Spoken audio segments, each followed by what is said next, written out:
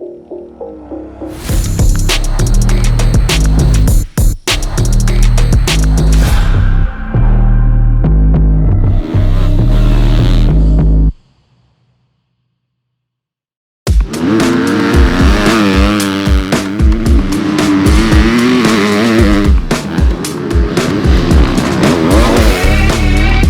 it like to ride, and how much does it cost to build a factory Team Green Kawasaki KX250? In this video, we're answering those questions.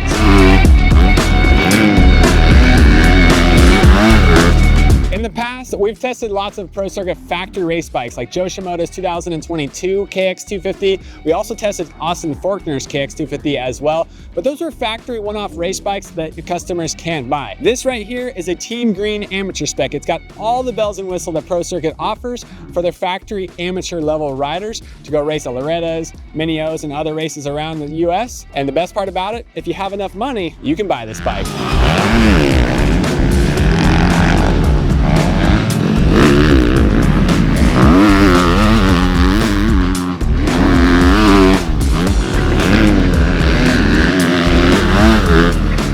We had 5 different test riders jump on this KX250, comparing it against our stock KX250 today. And the one common theme, the one word that all 5 of the test riders said was, wow. This thing blew our socks off. This KX250, I wasn't expecting it to be as good as it was. Like I mentioned, we did test factory bikes. This thing feels so close to a factory bike, it's almost hard to believe. On the dyno, we got the dyno sheet here to compare our stock KX250 versus this one. Stock bike, 43.7 horsepower, just below KTM at 45 horsepower. This Pro Circuit Team Green engine build, all the way up 6.5 horsepower faster. It bumped it up to 50 horsepower. That is insane for a 250 4-stroke, and that's what we had here. Pretty impressive what Pro Circuit can do when you hand them a KX250.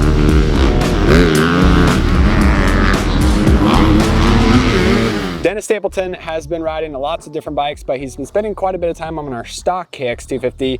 We had to have him jump on here. Brian Medeiros jumped on it, Ezra Lewis, and Josh Fout. The whole gamut, all of us jumped on this thing today. But Dennis, tell us what it was like to ride this bike. Well, obviously the engine characteristics help the handling, right? The stock 250, I rev it a lot. I get stuck in between the second and third gear mark. This bike allows second gear to pull me through the bumps or be able to get to third to also help the handling of the chassis. The stiffer clamps that Pro Circuit offers gives it a little bit more tire feel and a little bit more edge, like lean confidence for me, which is definitely a plus because I'm the kind of rider that tips in really fast. Yep. So having confidence in the front tire is a plus. Handling on this bike, just because of the engine, bumps up from the Team Green setting on our stock bike that we have just by the power delivery. Yeah, it's crazy to think that, but you just miss bumps with a fast motorcycle. Yeah, that's the common theme for all of our test riders today. Because this bike is so much faster, it handles much better than the stock bike. Even though the stock bike doesn't have stock suspension on it, we did have Pro Circuit revalve that. And this stuff on here has revalved suspension from Pro Circuit,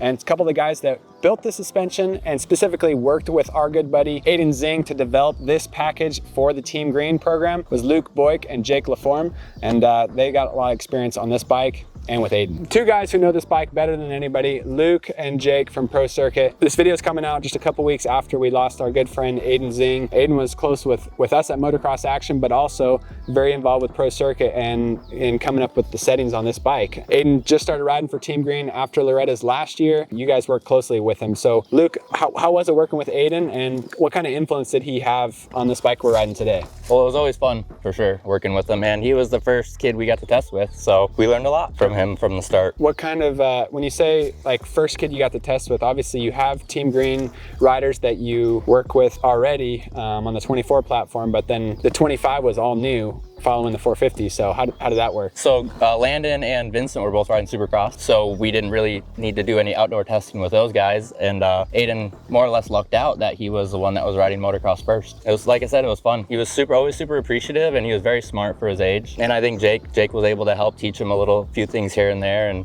steer him in a good direction to where, you know, as we worked with him, as the months and weeks went on, we learned to where we didn't really have to communicate much. It was very simple, and he could point us in a good direction. Yeah, and he knew what to do with the suspension. We got a day out here at Glen Helen, and basically we kind of were having a little bit of a scratching our heads a little bit with Aiden and kind of a direction on where he wanted to go. And he kept telling me, man, bike is just so stiff. It's just so stiff. So finally I just got to a point, and mind you, we've been going softer. I finally said, you know what? I'm just gonna back everything out on the shock and just see what he says. Comes back, man, that was the stiffest it ever was. I was like, you wanna know something crazy? All your clickers are backed out, bud. That was the softest it was. And he's like, oh. And from then on, the term, I was like, what you're feeling is a harsh feeling. It's not necessarily a stiff feeling. And from then on, anytime when we would just bounce things off each other at, you know, a race or just in practice, he always refer back to that and like, so that's a harsh feeling, right? That's the harsh feeling I'm feeling, right? I'm like, yeah, that's the harsh feeling. That's cool. And long days with him out at the track, huh? Yes, very, very long days. I mean, we spent probably at least two weeks,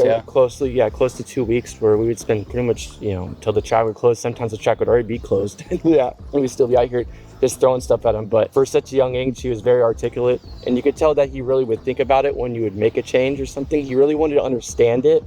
And in that point, it was good for us because, you know, we could say something like, oh yeah, that harsh feeling, or say something like, you know, we changed this, we slowed this up, or we sped this up, and he'd always would hold it with like, okay, yeah, I get it. And then we'd come back, so yeah, so can we keep going that direction or something like that? And he'd always be in the box van too when we would make a change. He liked to like be around and kind of be involved and not, you know, he'd want to know what's going on. And like I said, all of our settings based on like what we did with Dennis, or even with our other Team Green kids, they based on what we learned with him, and we just snowballed from there and grew from there. And even his original setting, what we even did from those 2 weeks after we tested with Vincent and Landon, then we revisited him and then updated him again, and then he even got an even better setting. Like one day we just threw a shotgun out here and he was like, oh dude, that's awesome.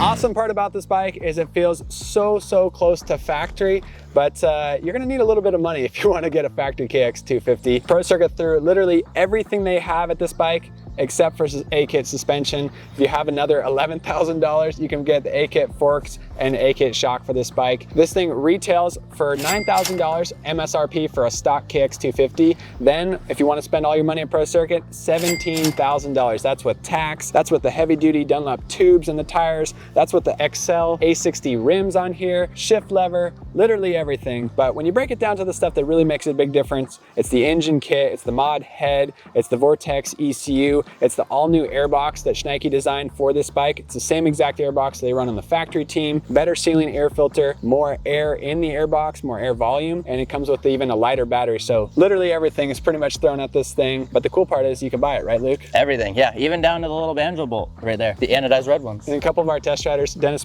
Stapleton in particular, could even feel the difference between the brakes that were bled and nice on this bike versus our stock bike, which got a bunch of hours on it now.